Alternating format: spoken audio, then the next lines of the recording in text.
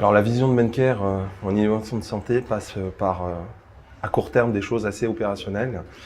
Ça a été évoqué aujourd'hui par Michel Gagneux, c'est l'urbanisation. Donc aujourd'hui, un de nos axes, je dirais plutôt court terme, c'est de mettre en œuvre ce qu'on appelle un socle d'échange et de partage, qui est le partage de référentiels, aussi bien sur l'identité que sur les annuaires, les structures, la sécurité. Aussi bien pour un GHT, c'est-à-dire c'est une première brique qu'on peut mettre en œuvre dans une logique de SI convergent, mais également au niveau d'une plateforme régionale pour mettre en œuvre des services de télémédecine.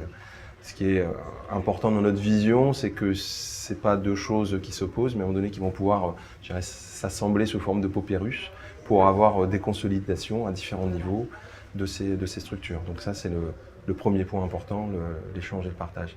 Et par-dessus, je pense qu'on s'oriente, en tout cas on prend un virage, avec toujours une continuité sur les plateaux techniques, mais aussi la notion de parcours patient, donc aussi bien dans le cadre d'un GHT avec une filière, mais aussi dans les territoires et en mettant le patient au cœur je dirais, de ces systèmes d'information et les opérateurs, quels qu'ils soient privés, publics, médico-social, sanitaires, autour de ce parcours. Et des outils finalement en complément de son parcours sont la télémédecine, la télésurveillance, la téléconsultation.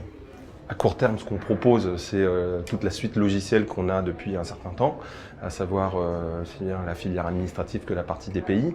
Par contre, le virage très concret qu'on est en train de faire, c'est effectivement d'adapter et de faire évoluer ces outils vers cette logique déjà territoriale au niveau d'un GHT, voire même à l'extérieur, c'est-à-dire pouvoir communiquer avec son patient lorsqu'il est en ambulatoire, pouvoir communiquer avec le médecin de ville qui a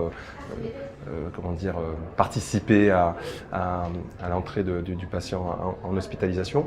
Et donc ça se traduit par une convergence de nos anciens outils avec les outils de la société iDoWin que nous avons racheté il y a un peu plus de 2 ans, qui est notre nouvelle plateforme de technologie qui se base donc, comme j'ai pu le dire tout à l'heure, sur notre socle d'échange et de partage.